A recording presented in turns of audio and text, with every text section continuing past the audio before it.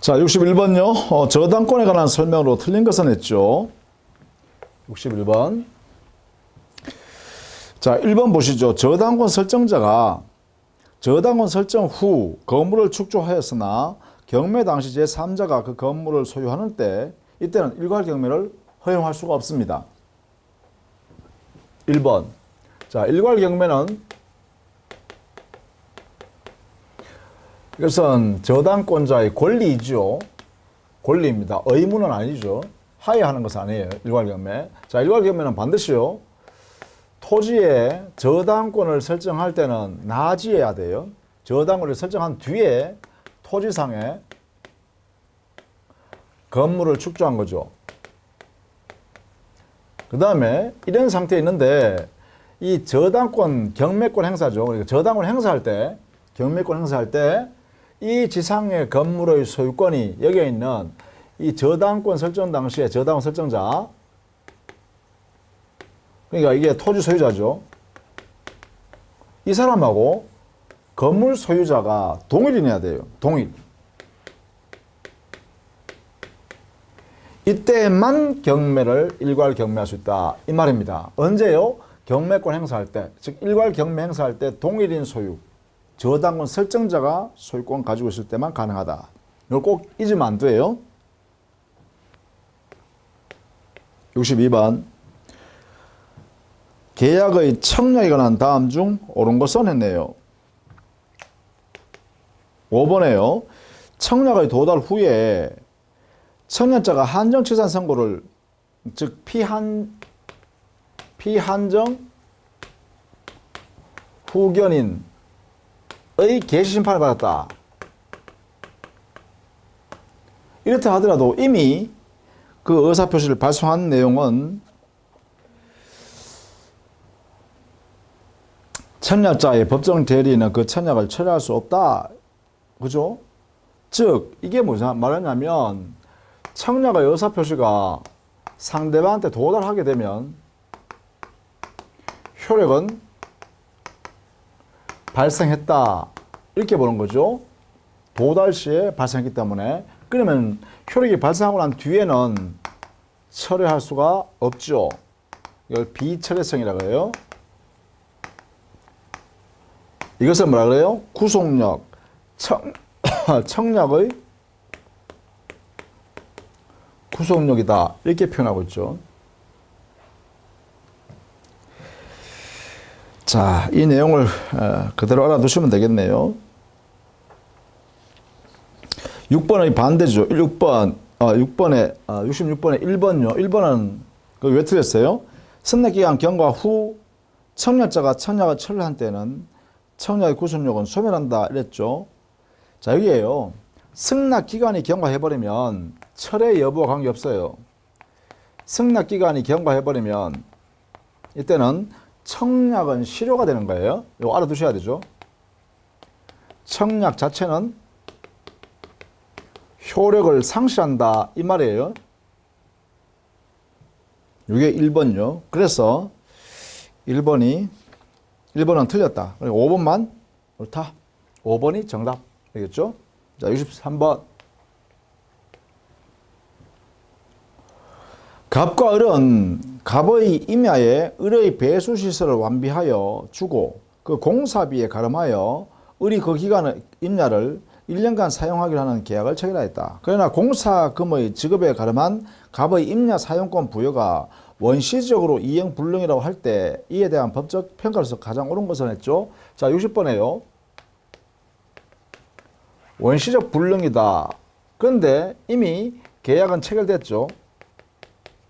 계약 성립되어 있는 내용을 보니까 원시적 불능이더라. 이래 되면 어떻게 돼요? 이 성립된 계약은 무효계약이 되죠. 자, 이때 우리는 원시적 불능의 계약이 성립되었다라고 하면 여기는요. 계약은 무효인데 다만 535조 이 계약 성립 당시에 원시적 불능이라는 사실을 어느 일방이 알았거나 알 수 있었다면 상대방의 선임무과실의 상대방한테요. 손해배상할 책임이 생기죠. 이걸 우리는 뭐라 그래요? 계약 체결상의 과실 책임이요.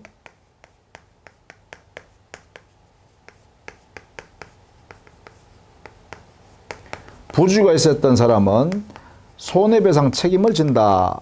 이때 손해배상은 신뢰이익의 배상이고 이것은 아무리 커도 이행이익을 넘지 못하죠. 이 범위 안에서만 신뢰이익의 청구를 하는 것이다. 이렇게 되죠. 따라서 63번은 5번 지문 보시죠. 5번. 옳은 것은 5번요. 갑에게 계약 체결상의 과실 책임이 인정된다면 그 배상액은 이행이익을 한도로 한 신뢰이익의 배상을 청구한다. 이거죠. 535조 적용한다면 신뢰이익을 청구하는데 이행이익을 넘지 않는 범위 내에서 해야 된다. 이렇게 되겠죠. 옳다. 자, 64번. 등기의 추정력에 관한 설명으로 옳지 않은 것은 했죠. 등기의 추정력. 등기 추정력은 유효한 등기든 무효인 등기든 추정력이 인정되고 이 추정력이라는 것은 법률상 추정이라고 해석하죠. 다만 무효 등기 중에서요. 허무인 등기인 무효 등기나 또 사망한 사람의 명의로 등기가 이루어지는 사자 명의 등기는 무효 등기일 뿐만 아니라 추정력조차도 없다. 이렇게 되죠. 자, 그런 내용을 전제로 하여 옳지 않은 것을 찾아라 했는데요. 3번 볼까요? 소유권 이전 등기 청구권의 보존을 위한 가등기가 됐다네요. 자, 가등기 자체는요. 우리 민법상, 즉 실체법상 아무런 효력이 없습니다. 실제법상 효력이 없다예요. 추정력조차도 나오지가 않습니다.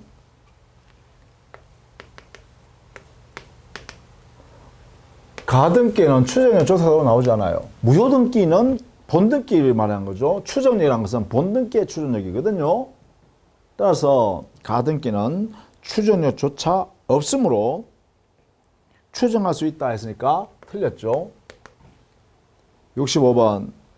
주택을 분양하면서 대금 1억 5천만 원을 할부 판매로 대금 완납 시에 소유권 이전 등기를 한다고 하는 약정 아래 건물을 인도받고 5천만 원까지 지불하였는데 옆 건물을 하자로 인하여 건물이 소실됐다라고 하면요. 자, 옆 건물에 사유로 인하여 했으니까 매도인도 매수인도 모두 무책입니다.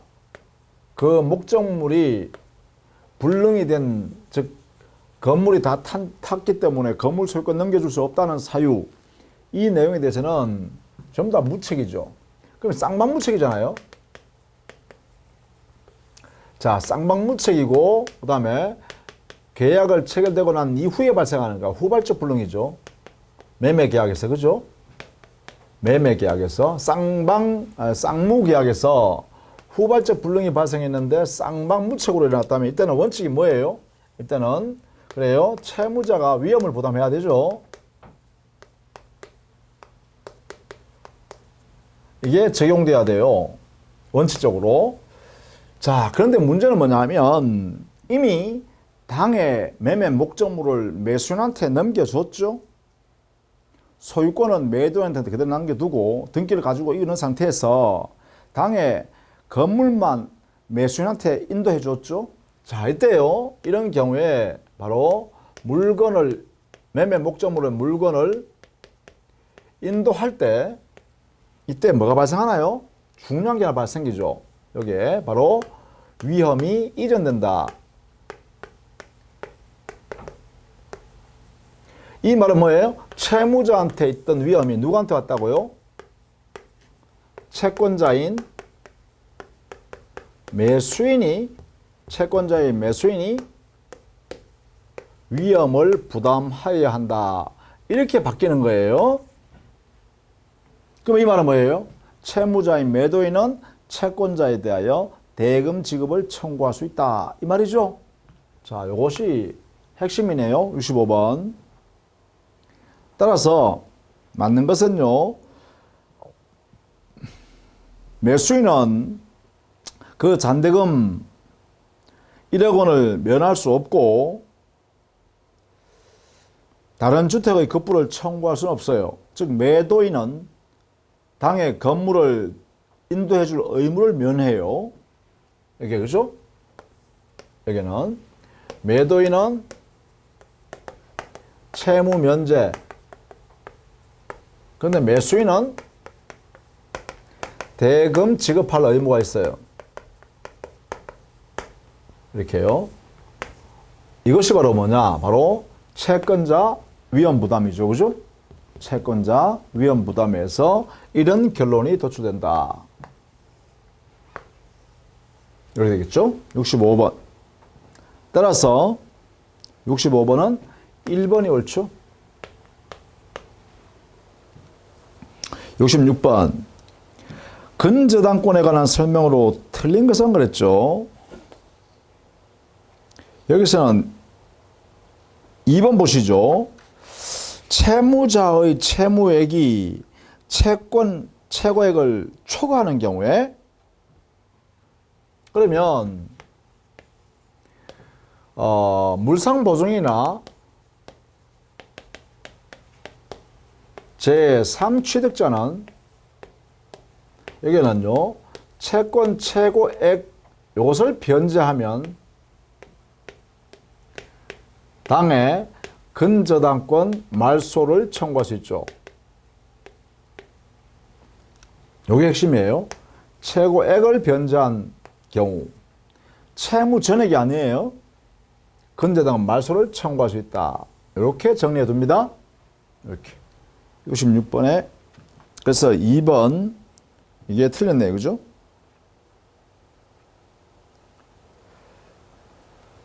자, 그 다음에 67번. 다음 중 계약의 당사자가 해지를 하기 위하여 미리 그 이행을 최고화해야 하는 경우는 이것은요 보통 자 산당기간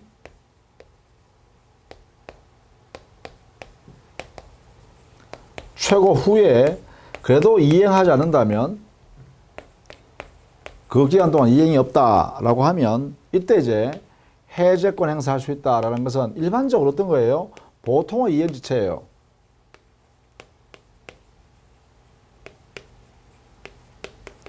보통의 이행지체는 기본적으로요 채무 불이행하고는 즉 이행지체를 하고 있는 채무자한테 한 번 더 상당한 시간을 줘서 이행하라고 청구하고 그래도 그 기간 내에 이행하지 않을 때 그 계약 관계를 없던 걸로 하자 이렇게 하는 것이죠. 자 이게 이제 가장 기본입니다. 그럼 보통 이행지체를 한번 찾아보시죠. 그게 바로 1번이잖아요. 그죠? 규정이. 약정 해제의 경우에는 약정 해제 사유가 발생하면 바로 해제하면 되죠. 초과 필요 없습니다. 3번에 채무자가 미리 이행하지 않겠다고 명백히 거절 의사 표시했으면 뭐 특별히 이행기를 준다 해서 이행될 수 있는 가능성이 없잖아요. 그래서 불필요한 절차할 필요 없죠. 그래서 필요 없이 곧바로 해제할 수 있고요. 4번 채무가 정기행위에 해당되어서 이행지체가 되었다. 그럼 최고할 필요 없이 곧바로 해제하면 돼요. 5번에 사정 변경을 이유로 해제하는 경우는 우리는 통설은 사정 변경에서 해제권을 인정하자 그러죠. 그러나 우리 민법 판례에 의해서는 아직 사정 변경한 해제권을 인정한 사례는 없습니다.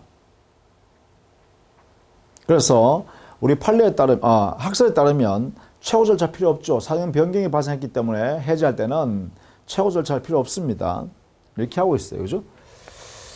자, 68번. 약관 규제에 관한 법률에서 있어서 약관에 관한 틀린 거 써냈죠. 이거 5번 한번 보시죠. 5번. 약관 조항의 불공정성 때문에 불공정 여부와 관계없이 여부에 관하여 일부의 범위에서는 무효이지만 나머지 범위에서는 유효한 것으로 한정적으로 해석할 수는 없고 했는데 자 이게 약관에서는요. 약관 적용함에 있어서는 우리 민법에 일부 무효의 특칙을 정리해놨죠. 특칙이 있습니다. 특칙. 약관에 대하여 어느 일부분에 불공정한 내용이 들었기 때문에 그 약관이 무효다 이렇게 판단할 때요. 우리 민법에는 일부 무효의 원칙을 적용하는 것이 아니라 그 예외를 원칙으로 적용해요.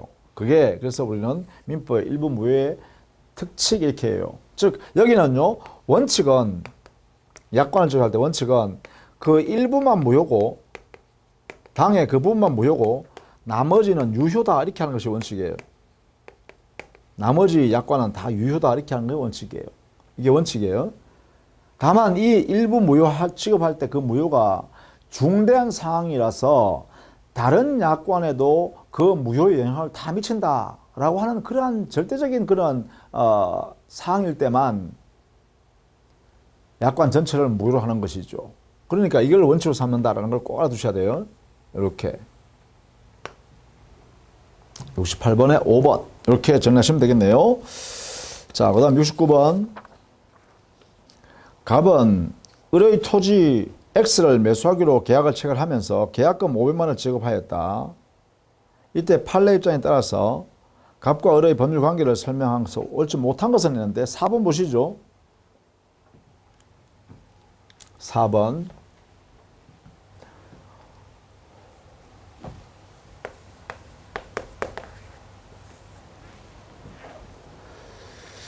토지 X가 국토의 계획 및 이용에 관한 법률상의 토지 거래 허가 대상이고 아직 허가가 나지 않은 유동적 무효인 상태일지라도 계약금에 의한 해제 565조 해약금 추정 이게 적용되죠.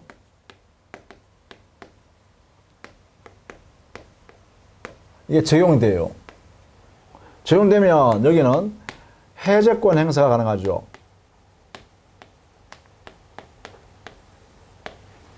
이렇게 해결해야 되죠. 따라서 해제할 수 있다 이렇게 하겠죠. 근데 금이 4번에 보시면 이미 갑이 을에게 준도금을 지급한 경우라도 을이 이행에 착수하지 않은 이상 갑은 계약금을 포기하고 당해 계약을 해제할 수 있다. 아니죠. 여기에 이걸 적용하려고 하면 어떻게 해야 되죠? 어느 일방이 이행 착수할 때까지, 그러니까 이행 착수 전까지만 해제권 행사가 가능하다. 이렇게 해석해야죠. 까지만 해제권이 가능하다. 이렇게요. 그러니까 매도인이나 매수인 중에 누구라도 계약의 어느 내용의 일부를 이행했다라고 하면 이미 565조 해약금에 의한 해제는 행사할 수 없다. 이렇게 해석해야 되죠. 그래서 4번이 틀린 말이고 5번은 옳은 질문이 되겠죠. 그죠? 5번은 우리 판례가 토지거래 허가구역 안에서 이렇게 계약금 지급되어 있는 상태라면 유동적 무효일지라도 해약금에 의한 해제는 적용한다. 이렇게 해석하니까요. 따라서 4번 이게 옳지 않은 설명이네요. 그 다음 70번 계약 해제에 관한 설명으로 잘못된 것은 계약 해제는 해제권 행사에 관한 것이죠. 잘못된 것은 자 2번 한번 볼까요? 해제권 행사에서 2번 최고 기간이 짧으면 최고 효력이 없다가 아니라 자 원래는 보통의 이행지체일 때는 원칙적으로 상당 기간 이렇게 상당 기간을 최고로 해야 되죠. 최고한 뒤에 해제해야 돼요. 자 이때 상당 기간에 이게 부족해요. 시간이 부족해요. 시간이 부족하면 부족 시에는 이 기간 상당 기간을 지나가야 돼요. 경과되어야 돼요. 그래야 해제할 수 있어요. 따라서 여기에 최고 자체는 유효한 최고예요. 따라서 시간만 상당 기간이 경과하면 이때 뭐 할 수 있어요? 그래요. 해제 가능이다. 이렇게 해야 되죠. 그래서 최고 자체는 유효한 최고행입니다. 최고 자체는 유효하다. 그래서 2번이 틀렸네요. 최고 기간은 짧다. 기간이 짧다 하더라도 최고 행위 자체는 유효하다. 이렇게 정리해 두셔야 됩니다. 자, 71번.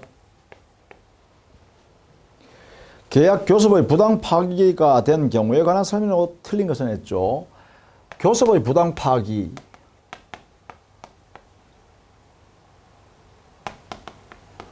자, 이런 경우에는 여기는 학설은요.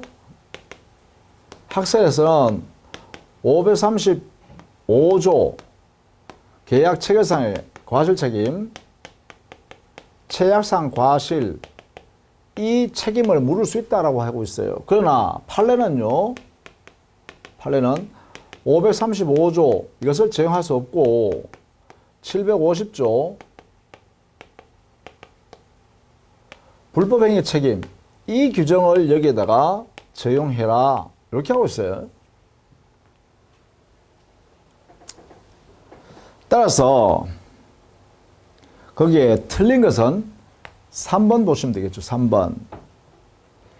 계약 체결이 좌절될 수도 있는 경정 입찰에 참가하기 위하여 제출한 견적서 작성. 자, 견적서 작성 시에 들어가는 비용, 작성 비용은요. 이것은 뭐예요? 이것은 아예 신뢰이익이 아니다 이 말이죠. 신뢰이익에 해당될 수 없다라는 것이에요. 이게 이제 핵심이죠. 왜냐하면 견적서 작성 비용은 계약을 체결하기 위해 교섭 단계를 들어가기 전에요. 일반적으로 자기 의견서 제출하는 거죠. 나 이런 조건이면 당신하고 계약할 수 있는데 한번 우리가 비용 정산 이렇게 된다 알려주는 것이잖아요. 그래서 여기는 아예 계약의 체결에 대한 신뢰이익 자체가 존재하지 않는다는 거예요. 이게요. 그래서 이 부분에 대한 비용은 신뢰이익의 손해배상 대상을 삼을 수 없다. 이렇게 하겠죠. 대상으로 삼을 수 없다. 그래서 3번이 틀린 거네요. 72번. 임대차에 관한 다음의 기술 중에 타당치 않는 것은, 그래, 1번이네요. 1번 그죠. 여기 보면 임대차의 존속기간은 최단기 1년 이상이 한다. 이거는 상가건물 임대차 보호법에 적용을 받을 때 거기에 이제 상가건물 임대차 기간을 1년 미만으로 정하면 1년으로 본다 해가지고 1년을 최단 존속기간으로 이렇게 보장하고 있죠. 그러나 민법에는 이런 규정이 없어요. 민법에서는 최단기 규정 자체가 부존재예요. 부존재. 존재하지 않는다. 그래서 1번이네요. 자, 13번. 집합 건물의 소유 및 관리에 관한 법률상 그 내용으로 서술한 내용인데요. 틀린 것은 했죠. 거기에 3번을 보시죠. 공용 부분은 법정 공용 부분과 규약상 공용 부분은 나뉘는데 어느 것이나 아무런 등기를 요하지 않는다 했는데 규약상 공용 부분일 때는 최초예요. 공용 부분으로 한다는 취지의 등기가 있어야 합니다. 여기에 공용 부분으로 한다는 취지의 등기 이거는 해야 됩니다. 요거를 한번 해야 된다는 거예요. 최초로. 그 이후에는 공용부로 되어버렸으니까 그 이후로부터는 구분 소유권을 양도하고 이전했을 때 그 양수인은 별도로 공용 부분에 관해서는 이전 등기한다든가 이런 건 필요 없죠. 당연히 따라가야 되니까요. 절대적 일체성이니까 구분 소유권과 그죠? 따라서 보통 이게 공용 부분은 어떻게 돼요? 건물의 공용 부분은 구분 소유자의 공유로 하죠. 구분 소유자의 전유 부분 면적 비율로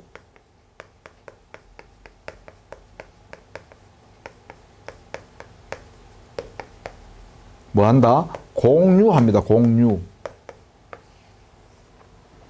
그리고 이것은 이 공용 부분의 공유 지분권은 절대적 일체성이죠. 절대적 일체성이니까 구분 소유권을 양도하면 당연히 양수인에게로 이전합니다. 등기 이전할 필요 없어요. 그러나 규약상 공용 부분으로 만들 때는 규약상 공용 부분은 반드시 제일 처음에요. 공용 부분을 한다는 취지의 등기는 하여야 합니다. 자, 요거는 꼭 알아두셔야겠죠. 13번. 그다음 74번. 임차인 A는 주택을 임차한 후 대항력을 갖추었다. 주택 임대차에서 대항력 갖추었다네요. 그 후 B의 저당권 등기가 격려된 후 확정일자를 받았다. 그럼 확정일자를 저당권 설정한 이후에 받았으니까 이 주택 임차인은 대항력은 갖추고 있대. 우선 변제적 효력 부분에서는 저당권자보다는 후순위죠. 자, 이 의미를 알아두셔야 돼요. 74번. 이게 주택 임차인요. 이 주택 임차인은 대항력은 생겼습니다. 대항력은 인정돼요. 그러나 우선 변제, 보증금의 우선 변제 효력은 이것은 효력은 저당권보다는 저당권이 선순위가 되고요. 여기에 있는 임차인은 후순위가 됩니다. 저당권과 관계에서는 이렇게 된다는 거죠. 선순위, 후순위. 그러나 대항력은 미리 갖추었기 때문에 저당권보다 저당권에 대한 대항력이 생기고 있다. 이 말이죠. 자, 이럴 때 만약에 말입니다. 이 주택이, 당해 주택이, 임차 주택이 경매가 되었다. 그러면 여기에 대금이 나오겠죠. 경락 대금. 그럼 여기에 경락인 소유자가 나타날 거예요. 경락인. 경락인인 매수인. 보통 우리 법상으로 지금 매수인이라고 합니다. 매수인. 이 사람이 소유권 취득할 거 아니에요. 그죠? 그러면 이 임차인은 대항력은 인정되기 때문에 이 경락인에 대해서 대항할 수 있습니다. 그러니까 매수인인 경락인이 임차 주택에 있는 임차인한테 그 주택은 내 거니까 나가세요. 이렇게 하더라도 임차인이 이긴다는 거죠. 왜냐하면 이 사람은 임대인이잖아요. 임대인을 지위를 승계받게 되죠. 간주해버립니다. 이렇게. 그래서 대항력이 존속하므로 임차인은 임대차 계약 기간 동안은 계속 살 수 있고 동시에 보증금 반환 청구도 이렇게 행사할 수 있죠. 이렇게요. 경락인에 대해서 임대인이니까 보증금, 임대차가 종료됐을 때 보증금 반환을 청구할 수 있습니다. 보증금 청구할 수 있어요. 이렇게. 임대차가 종료됐을 때. 다만 지금 현재 주택 임차인이 나는 지금 당장 나갈래. 당연히 주택이 경매됐으니까 나는 이 집에서 살기 싫어 나갈래. 이거는 가능합니다. 나가겠다 할 때는 우선 면제받아야 가야죠. 그죠? 보증금을 우선 면제받으러 이렇게 들어갈 거 아닙니까? 이때 우선 면제에서는 주택 임차인이 변제받는 것이 아니라 저당권자가 1순위, 그 다음에 주택 임차인이 2순위가 된다 이 말이에요. 순서가. 그래서 대항력과 우선 변제 효력은 별개라는 거죠. 자, 그래서 74번은 맞지 않는 것은 3번 볼까요? 3번. 경매 절차에서 보증금 중 일부를 우선 변제를 받고 나머지 보증금을 환가 대금을 변제받을 수 없다면, 환가 대금에서 변제를 받을 수 없다면 임차인은 일반 채권자로서 임대인에게 이행을 청구해야 한다 라고 했는데, 임대인에게 청구하는 것이 아니라 누구한테 할 수 있죠? 이거는요, 여기에요. 경락인한테 주장할 수 있는 거죠, 이렇게. 그렇죠? 의미는. 그러니까 보증금을 다 변제받지 못했으면, 보증금을 다 변제 못한 경우에는 이 임차인은 뭐예요? 임대차가 존속하게 돼요. 임대차 존속. 그러면 존속하니까 임대차 기간이 만료됐을 때 누구한테 보증금 내라고 하면 돼요? 보증금 반환 청구는 여기 경락인한테 할 수 있다. 이렇게 되죠? 이런 내용으로 해석할 수가 있습니다. 자, 이런 내용을 꼭 알아두셔야겠습니다.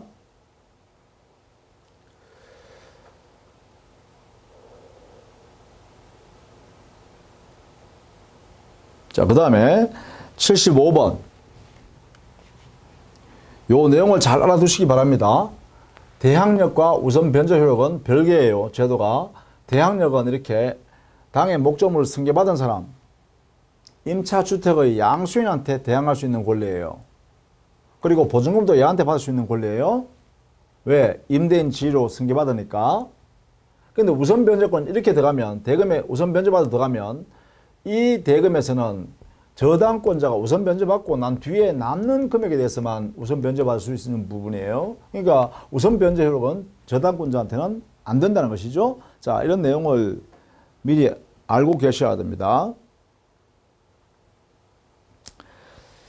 자, 그 다음에 75번에요. 토지 임차인의 지상물 매수권에 관한 설명을 옳은 것을 했죠. 토지 임차인의 지상물 매수 청구 있어요. 이게 인정돼요. 자, 이때 토지 임차인한테는요, 지상권자의 지상물 매수 청구권이 그대로 준용되죠. 여기에는 지상권자의 지상물 매수 청구권 규정이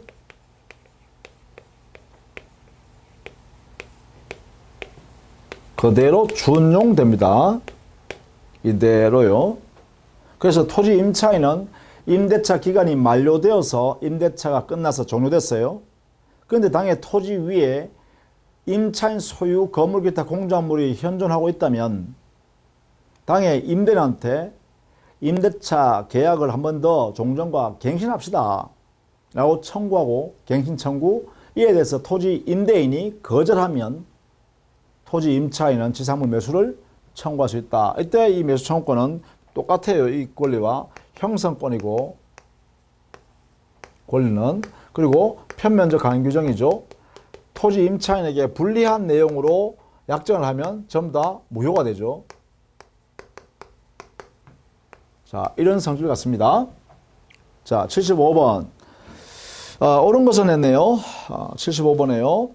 자, 1번이네, 1번. 기간이 정함이 없는 임대차가 임대인의 해지 통고로 소멸한 경우에는 임차인은 즉시 매수 청구를 할 수 있다. 그 이유는 왜 그러냐 하면, 자, 임대인이 해지 통고하면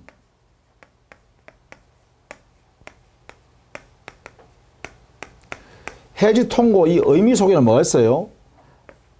갱신을 거절하는 거죠. 이미 갱신을 거절하고 있어요. 그렇다면 여기에 별도로 토지 임차인이 갱신 청구를 할 필요 없죠. 불필요하다 이 말이에요. 불효하다. 그죠? 갱신 청구할 필요 없이 뭐 한다? 곧바로 이 규정을 그대로 적용하면 되겠죠. 준용받은 이 규정을 그대로 행사하면 된다. 이 말이에요. 자, 이게 핵심이네요. 갱신 청구 절차를 거칠 필요 없다. 그래서 1번 지문이 옳다 그죠? 1번. 자, 그 다음 76번.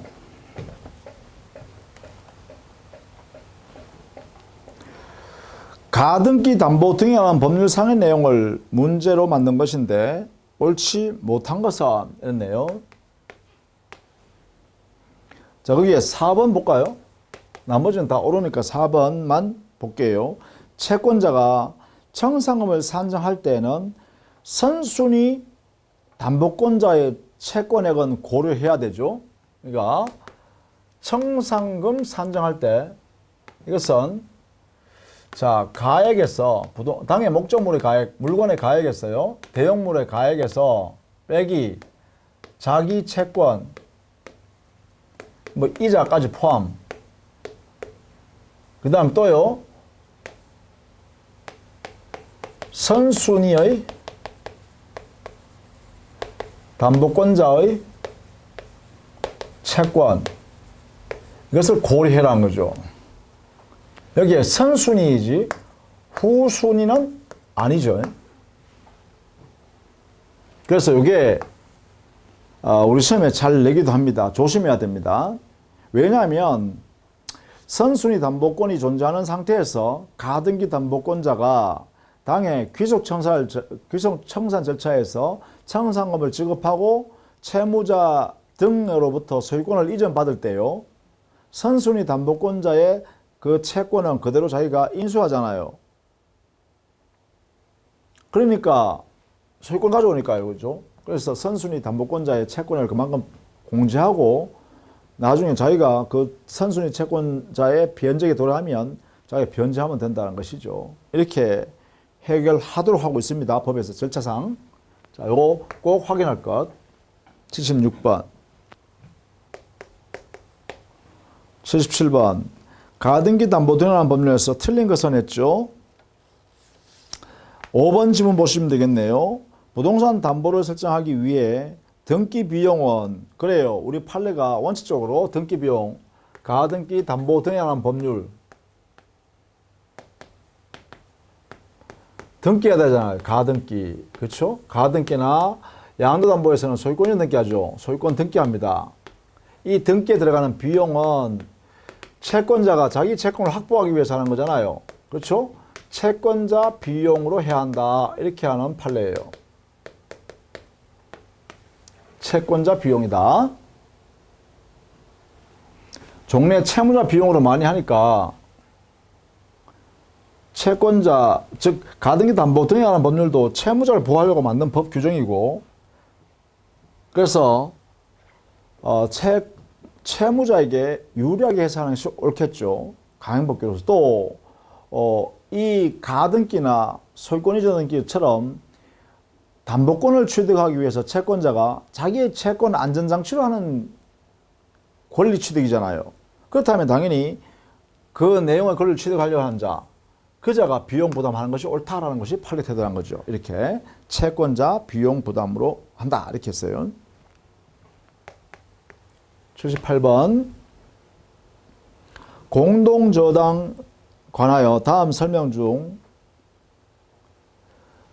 다르게 판례와 다르게 설명한 것은 했죠. 거기는 3번 지문을 보시면 되겠네요. 3번.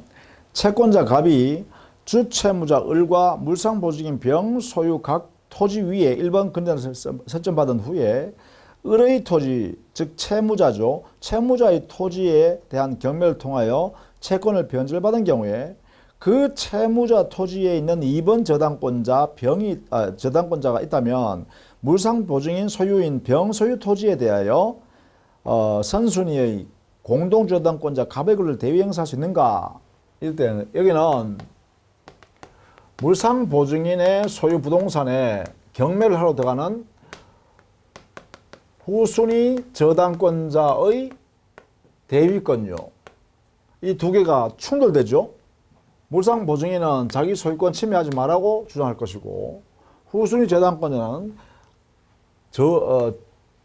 공동저당권자, 즉 후순위 저당권자 자기보다 앞에 있는 선순위의 공동저당권자를 대신해서 나 우선 변제받을래 라고 하면 바로 후순위 저당권자가 대위권 행사하는 건데, 이게 가능한가? 이게 충돌돼요. 이렇게 지위 이해관계가 충돌됩니다. 상충되죠. 자, 이때 우리 판례는 언제나 물상보증인을 우선시한다 했어요. 물상보증인 우위설 또는 우선설, 이런 판결을 내리고 있어요. 이 말은 뭐예요? 물상보증인의 소유권을 우선한다. 이 말은 바로 대위권을 인정하지 않겠다, 이런 뜻이죠. 대위권 행사할 수 없으니까 뭐예요? 후순위 담보권자인 저당권자는 선순위의 공동저당권자를 대위해서 거기에 있는 물상보증인 소유 부동산을 경매하겠다, 그리고 내가 우선 변제받아가겠다, 이런 행위를 못하게 하는 거죠. 그래서 3번이 우리 판례의 내용과 다르게 설명한 것이다, 이렇게 보이겠네요. 나머지 지문들은 좀 그대로 한번 읽어봐 두셔야겠습니다. 이게. 자, 그 다음 79번.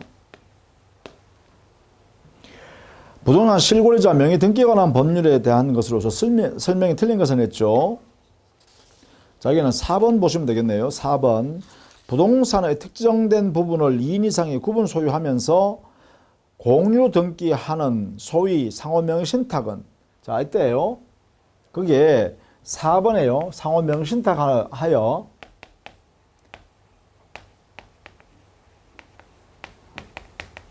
상호 명신탁 이런 약정에 의하여 이루어지는 등기는요, 우리를 보통 구분 소유적 공유 관계로 등기하는 거다. 이렇게 해석해요.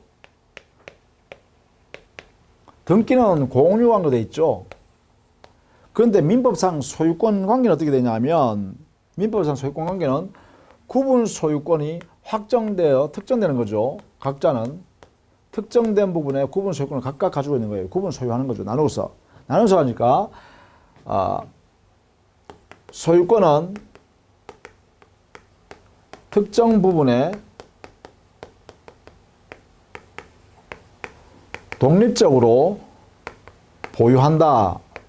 이게 뭐예요? 이게 구분 소유라는 거죠. 구분 소유한다. 나누어서 가지고 있다. 각자 소유권 가지고 있다. 각자 특정 부분에 소유권을 보유한다. 그러나 등기는 어떻게 돼 있죠? 등기는 공유로 등기하는 거예요. 등기상으로는 공유로 등기하는 거예요. 외부적으로는. 이렇게 되는 경우는 보통 상호명신탁에서 이루어진다. 이렇게 되겠죠. 그러니까 상호명신탁은 구분 소유적 공유 관계를 갖게 돼요. 그리고 그 구분 소유하기로 한 당사자들은요, 상호명신탁된 당사자들은 뭐예요? 그 특정 부분에 각자가 소유권을 보유하고 있는 거예요. 특정 부분에. 이렇게 돼 있어요. 자, 이런 경우 4번의 이제 내용이 왜 틀리냐면, 이런 경우에는 부동산 실명법 자체가 적용되지 않죠. 여기에는 부동산 실권리자 명의 등기에 관한 법률을, 이 법을 적용하지 않는다. 이렇게 해서 적용 제외했어요. 제외. 이 법에서요. 적용 제외한다는 것은 이건 언제나 유효한 상호 명의신탁 약정이에요. 적용을 하지 않으니까 이렇게 해결하고, 그럼 해결은 뭐냐? 당사자 사이는 각자 소유. 대외적으로 나갈 주장할 때는 공유관계.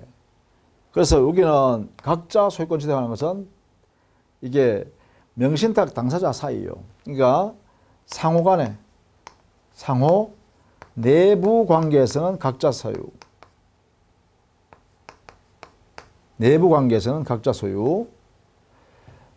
그 다음 여기는요, 대외 관계에서는, 대외적으로 나갈 때는 공유 관계. 이렇게 한다는 거죠. 상호 대내 관계에서는 각자 소유, 대외적으로 나가서 제3자와의 관계에서는 공유물. 이렇게 취급을 달리한다. 이게 바로 상호명의신탁 또는 구분 소유적 공유관계, 이게 특징이에요. 이 공유관계를 해소하는 것은 어떻게 하죠? 이것을 해소하는 방법은 다 같이 알아두십시다. 해소 방법은 반드시 알아두셔야 되죠. 이거는 이 상호명의신탁을 약정을 해지하고 지분을 각각 상대방한테 맡겨놨으니까 내 지분 나한테 맡겨놓은 그 지분 내한테 돌려달라. 지분 이전 청구해야죠.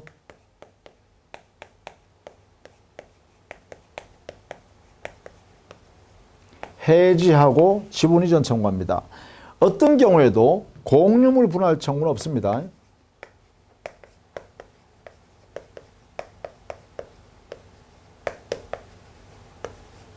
공유물 분할 청구는 절대로 할 수 없습니다.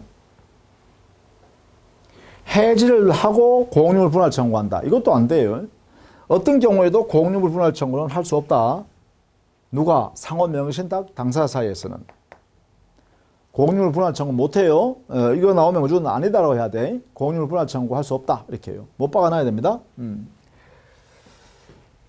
자, 그 다음에 80번.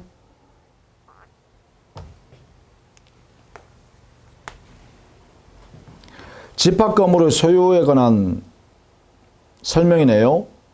자, 틀린 것은 했는데 4번 보시면 건물의 구분 소유자는 공용분에 대하여 각자 분할 청구권을 행사할 수 있다 했는데 집합 건물은요, 어떻게 구성되냐 하면 소유관계를 하나는 전유 부분과 하나는 공용 부분으로 이렇게 나눠요. 부분을요. 이렇게 나눌 수 있고, 이 전유 부분을 우리는 구분 소유권의 대상이라고 하죠. 그래서 이 전유 부분은 반드시 독립성이 있어야 돼요.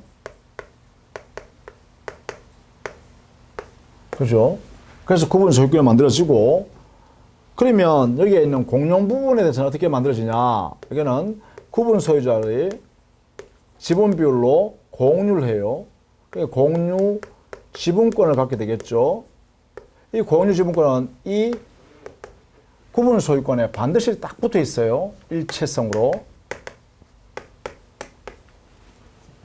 이렇게 돼요. 언제나 이렇게 돼요. 언제나. 따라서 공용 부분은 공유로 취급하지만 이 공용 부분은 절대로 분할 청구를 할 수가 없어요. 절대로 안 돼요. 공용 부분의 분할 청구는 허용되지 않는다. 아예 이 집합 건물의 소유 및 관리에 관한 법률의 이 규정에다가요, 명문으로 이렇게 만들어 놨다는 거죠. 알아두셔야죠. 분할할 수가 없어요. 분할하면 큰일 나죠. 그래서 그래요. 자, 이렇게 했어요. 모두 마무리했고요.